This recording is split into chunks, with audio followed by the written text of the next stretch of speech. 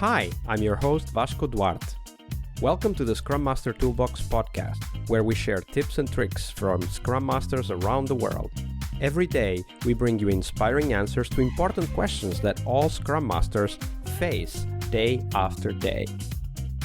On Fridays, we talk about the product owner role in Scrum. We talk about patterns and anti-patterns that relate to ours and the team's collaboration with the product owner. And we've also put together a course to help you navigate that relationship.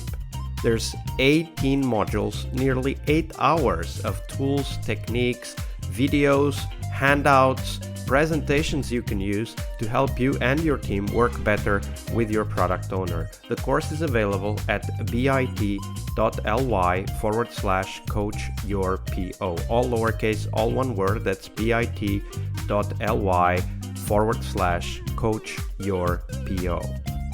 And now, on to the show, the Product Owner Show. Hello everybody, welcome to our Friday TGIF and, of course, Product Owner episode as well with Elly Griffith-Ward. Hey Elly, welcome back. Hello, it's Friday. Woo-hoo. Absolutely. Thank God it is Friday. And it's also time for fun stories. And we'll start with, I'm sure, a very fun but not so happy story of the horrible product owner. But we will also talk about great product owners in a bit. So let's start first with the worst case scenario. Elly, share with us what might have been potentially the worst product owner anti-pattern you've witnessed in your career.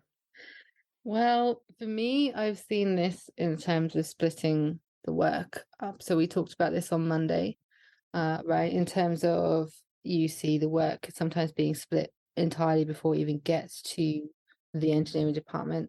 I've also seen the work getting planned and split out by product owners and their management sort of like group before it gets to the engineering people, right? So the reason why this is bad is because it creates waste. It's really upsetting because you can see how it would be cheaper and faster for the client or the customer if it wasn't done like that.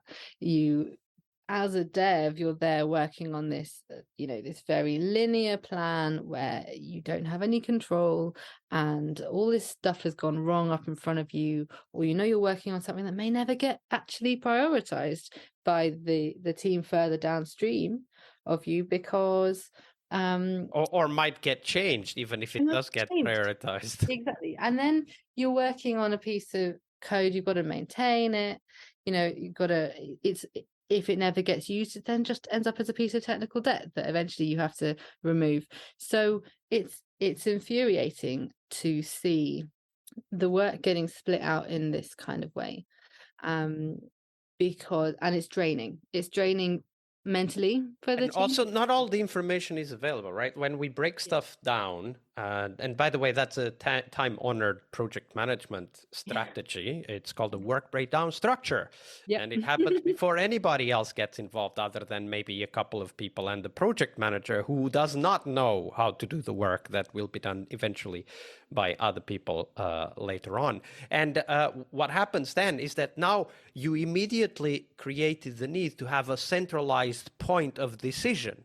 Yeah. Because the moment you break stuff down, now the coordination is within the people that have broken that work down. The teams themselves can no longer do the coordination on their own. They are no longer autonomous, right? Because there's a lot of decisions that were made up front with the breakdown of the work that the teams are not even aware of. Which influences the architecture that they have to then work with, and then it's all the same, like the Conway's law comes in and the work is divided along the department lines, and departments are broken into silos, and the only way to really an agile podcast if we don't mention Conway's law? Exactly. We've done that checklist, done. But you know what, I loved what you said about how it gets broken down before anyone gets near it, and something that my fellow coaches on a team once were talking about is you have to grab these pieces of work as they go past, they go whizzing past, and you might hear a little idea in a director's side chat. They're like, maybe we'll do this at some point. I had a lovely moment a few years ago where I happened to be there at that moment when they came up with an idea, and I was able to jump on it. And I said, "Oh, please, this is really small. It's not going to be the end of the world if I get this really wrong. But can I just have this one?"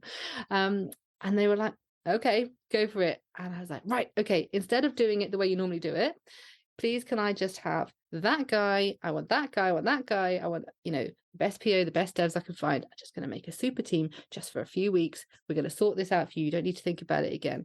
And they're like, "Oh, actually, okay, because then we could do, this. If you could actually sort it in a few weeks, we could do this and that and the other. A few more things become available. We thought that would take months." And so I grabbed this group of people together. I got a full stack team, crucially, and I just gave them a way of working. I said, "This is what you're doing. Don't think too hard about it. You don't need to worry about all that stuff, right? Just crack on, please." And we had something. It was hacky, right? But we had something by the end of the first week. It felt like you were doing a hackathon or something, right? But we were able to go live at the end of the first week, and suddenly, you got, I don't know, I think it was the marketing team just like, "Oh, we could do this." Wow. And we were like, "Yeah, go for it, put it live." And they were like, "Okay, this is fun. I wasn't expecting this." And then the next week we could make it better. We could make it better and better and better. And then, we disbanded it. We got quite close to the top of the S curve. And we were just like, "Don't need any more." A few people took it back to their Let's move on original to team. another thing.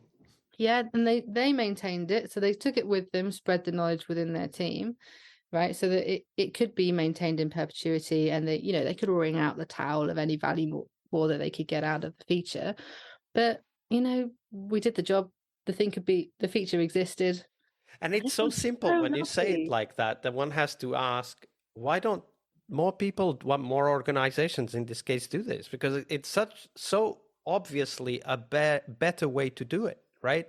And if you now go back to one of the episodes where we had the circular board and you have like this sequence of work coming in and the team, mobs or swarms on one item at a time and has all of that information visible for the stakeholders. And then boom, you've got the beginning of an adaptable organization. I mean, I really agree. The thing that I come up against when I frequently suggest this is, what do we do about the BAU side of things, and a concern about there being some people stuck doing the boring, keep the lights on work and not wanting then to feel resentful that they don't ever get to be on the fun team that does the cool stuff, right? And so they talk about trying to find this balance for the members of the team, and that is wonderful, right? Because but the teams know how to do that. Bring it to them. Well, indeed, I would. Bring it to the team. A known mantra here on the podcast. All right, that was a great story, Elly. And now we want another one, but this time the opposite, the mirror image. Share with us what's the best product owner you've ever worked with. How did they work? Well, first off, I'm gonna name him because he was brilliant. I'm not gonna say his second name. I don't want to embarrass him, but Michael, if you're listening, you're amazing, right? I loved working with this guy, right? So this is a product owner. He's had several promotions now, but like he really thinks about his impact on the team. He really plans consciously his communication. He thinks about what he's going to say. He structures the workshops well. He makes sure he has all the data. And he doesn't work alone on any of this either. He brings together the right people to do it with him, so that when decisions are made, they're made as a group, and so the ownership is shared. And so, he's working in an environment where there's a lot of pressure. When he takes a decision to a team, actually already there is a preferred answer that has been indicated to him, you could say. And yet, when he's with the team, I've never felt like they could they couldn't give whatever answer they wanted. And when they give an answer that he knows is not going to be acceptable, he is honest with them. He tells them, "Look, this is where I'm up to. I'll take your idea. We'll share it with the stakeholders. But, realistically, we may not get this." And it's that honesty and that authenticity that makes people trust him. It makes the trailing of ideas really far up front is crucial as well to getting that buy-in. So everyone knows what's coming quite a long way in advance, and they get to be a part of that story breakdown, the funnel of how big boulders get turned into tiny grains of sand. Like, they're there every step of the way. But because it's well thought out and the communication plan is very structured, they're not overwhelmed with meetings to facilitate that breakdown of work. So he's a top-notch chap. One of the things that comes to mind, of course, is, and you highlighted it, is this honesty, right? Look, this is what I'm being asked to do, right? I hear you, I can take it to the stakeholders, but it might not happen. Be ready for it, right? So what he's doing there is setting up their expectations so that they don't, they're not setting up the team for a fall, they're setting up the team for a potential positive, but, accept that maybe not this time, right? And that's very important also, because this tells the team that the product owner is not there only for them. They are there also for the stakeholders, right? So it doesn't create this false expectation that the PO is just thinking about, crazy good ideas and we're all going to do them. No, it's like there's a reality, there's a context, and we need to fit into that context. And I think that brings along the team also to understand the stakeholders. And this is very important. We've talked about here, especially on the Friday episodes, very much about the PO being kind of a bridge role between the stakeholders, the customers, and the team. Being able to speak multiple languages is very important, right? Like, the customer language, the stakeholder language, the team language. But in this regard, what you just described also is about being able to set up the expectation. And probably Michael does the same with the stakeholders. Oh, yes, I'm sure he does. And that's what makes him so trustable. He doesn't always give you the answer that you want, but it will be a well-considered answer. And he will have brought in the right people to form that decision. And then once that decision is made, the ownership is shared. So then, if he's not there, people will still be able to get on with the work because they know the context. And they were part of the decision. Exactly. Even if it didn't go their way. Exactly. Elly, it's been a pleasure this week here with you. We've learned so much, and thank you for all of these inspiring stories. However, we are close to the end. Before we go, though, do share with us, where can people find out more about you and the work that you're doing? I'm on LinkedIn. I'm very occasionally on Twitter, but I'm in the middle of a social media detox because I'm not finding it a healthy influence on my life. So definitely. Breaks are important for everything. Absolutely.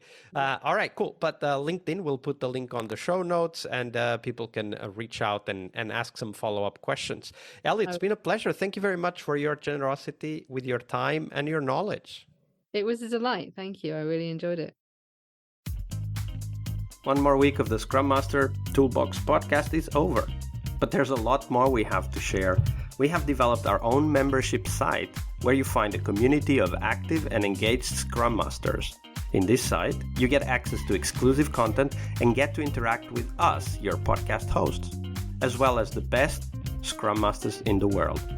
Join us at scrummastertoolbox.com/podcast and keep this podcast free of advertising. See you next week for one more week full of Scrum Master tips and tricks. We really hope you liked our show. And if you did, why not rate this podcast on Stitcher or iTunes? Share this podcast and let other Scrum Masters know about this valuable resource for their work. Remember that sharing is caring.